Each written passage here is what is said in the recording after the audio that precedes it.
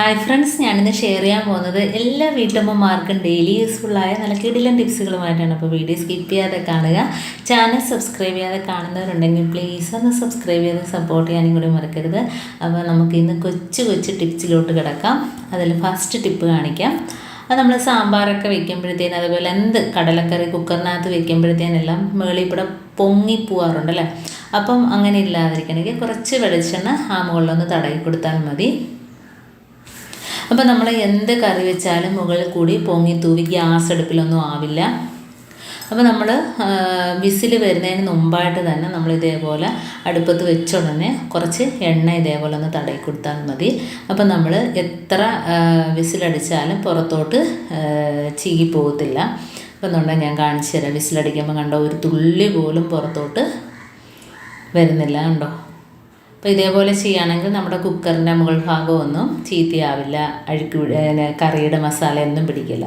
നമുക്ക് നെക്സ്റ്റ് ടിപ്പിലോട്ട് കിടക്കാം. അപ്പോൾ മുട്ട വേവിക്കുമ്പോൾ കുറച്ച് വിനാഗിരി ഒഴിച്ചു കൊടുക്കുക. അപ്പോൾ വിനാഗിരിയാണ് ഞാൻ ഒഴിച്ചു കൊടുത്തത്. 1 സ്പൂൺ അളവിൽ വിനാഗിരിയും 1 സ്പൂൺ അളവിൽ ഉപ്പും ഇട്ട് കൊടുക്കുകയാണെങ്കിൽ മുട്ട നല്ല സോഫ്റ്റായിട്ട് വെന്ത് കിട്ടും കേട്ടോ. അപ്പോൾ മുട്ടത്തോട് ഇളകുന്നതിനും പാടൊന്നുമില്ല.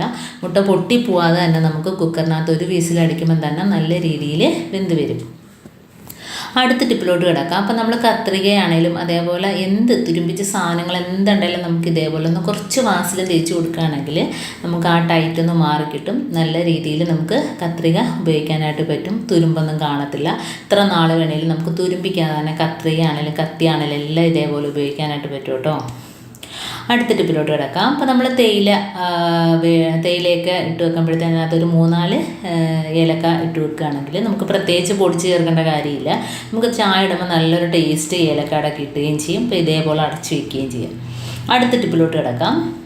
അപ്പോൾ നമ്മൾ ദോശ ചുടുന്ന തവയെല്ലാം ഇതേപോലെ തുരുമ്പിച്ചിട്ട് നമ്മൾ ഒരുപാട് ദിവസമൊക്കെ ഉപയോഗിക്കാതെ മാറ്റി വയ്ക്കുമല്ലോ.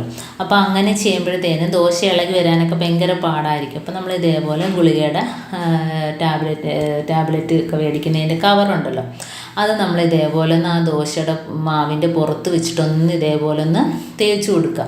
അപ്പോൾ നമുക്ക് എത്ര തുരുമ്പിച്ച ദോശത്തവയാണേലും അതെല്ലാം മാറിയിട്ട് നോൺ സ്റ്റിക്ക് പാൻ പോലെ നമ്മൾ ദോശ ചുടുകയാണെങ്കിൽ നമുക്ക് പെറുക്കിയെടുക്കാം.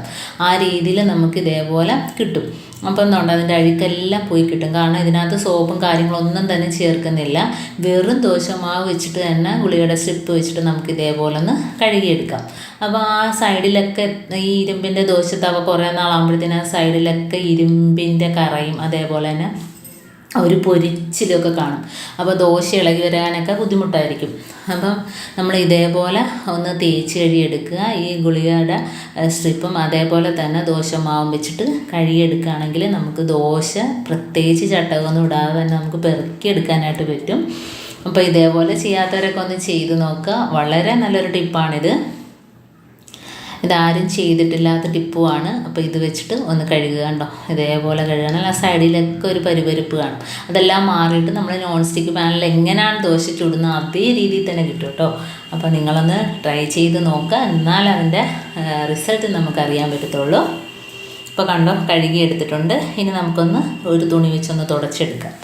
നല്ല രീതിയിൽ നല്ലൊരു ഗ്ലേസിങ് ആണ് അതിനകത്ത് ഇപ്പോൾ കിട്ടിയിരിക്കുന്നത് കണ്ടോ. അപ്പം നമുക്ക് ഒന്ന് തുണി വെച്ചൊന്ന് തുടച്ചെടുക്കാം. ഇനി നമുക്ക് അടുപ്പത്ത് വെച്ച് ദോശ ഇട്ട് ഞാൻ കാണിച്ചു തരാം. നല്ല രീതിയിൽ ഇളകി വരും. പൂ പോലെ നമുക്ക് പെറുക്കി എടുക്കാം. നല്ല സോഫ്റ്റും ആയിരിക്കും ദോശ കേട്ടോ.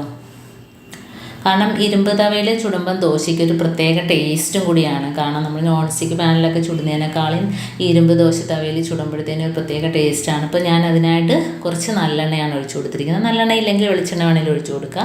എന്നിട്ട് നമുക്ക് ഇതുപോലെ ഫോർക്ക് വെച്ച് കുറച്ച് സവാള കഷ്ണം ഒന്ന് വെച്ച് തേച്ച് കൊടുത്തിട്ട് ദോശ പെട്ടെന്ന് വളരെ ഈസി ആയിട്ട് നമുക്ക് ചുട്ടെടുക്കാനായിട്ട് പറ്റും. ഇപ്പം എന്താണ്ട് ഞാനിങ്ങനെ ചെയ്ത് കഴിയുമ്പോഴത്തേന് തന്നെ നമുക്ക് പൂ പോലെ ഇളകി വരും കണ്ടോ. തൊട്ടപ്പോൾ തന്നെ ഇളകി വന്നു. അത്ര നല്ല രീതിയിൽ നമുക്ക് ദോശത്തവ റെഡിയായിട്ട് കിട്ടിയിട്ടുണ്ട്. അപ്പോൾ ഇങ്ങനെ ചെയ്യാത്തവരൊക്കെ ഒന്ന് ചെയ്ത് നോക്കുക. അപ്പോൾ ഒന്നുകൂടെ ഞാൻ ചുട്ട് കാണിക്കാം. കണ്ടോ, നല്ല സോഫ്റ്റായിട്ട് തന്നെ ഇളകി വന്നിട്ടുണ്ട് കണ്ടോ. അപ്പോൾ ഇന്നത്തെ എൻ്റെ ഈ കൊച്ചു ടിപ്സ് നിങ്ങൾക്ക് ഇഷ്ടമായിരിക്കുന്നു. ഇതിലേതെങ്കിലും ഒന്ന് യൂസ്ഫുള്ളായിട്ട് തോന്നിയിട്ടുണ്ടെങ്കിൽ ഒന്ന് ലൈക്ക് ചെയ്യാനും കമൻറ്റ് ചെയ്യാനും സബ്സ്ക്രൈബ് ചെയ്യാനും മറക്കരുത്. അതേപോലെ ബെല്ലൈക്കൻ എനേബിൾ ചെയ്യാനും മറക്കരുത്. എന്നാൽ മാത്രമേ ഞാനിടുന്ന ഓരോ വീഡിയോസും നിങ്ങളുടെ വേണ്ടി നോട്ടിഫിക്കേഷനായി എത്തുകയുള്ളൂ. അപ്പം ഇനിയും ഇതുപോലുള്ള നല്ല നല്ല കിടിലൻ ടിപ്സുകളുമായിട്ട് വീണ്ടും കാണാം. അതുവരേക്കും താങ്ക്സ് ഫോർ വാച്ചിങ്.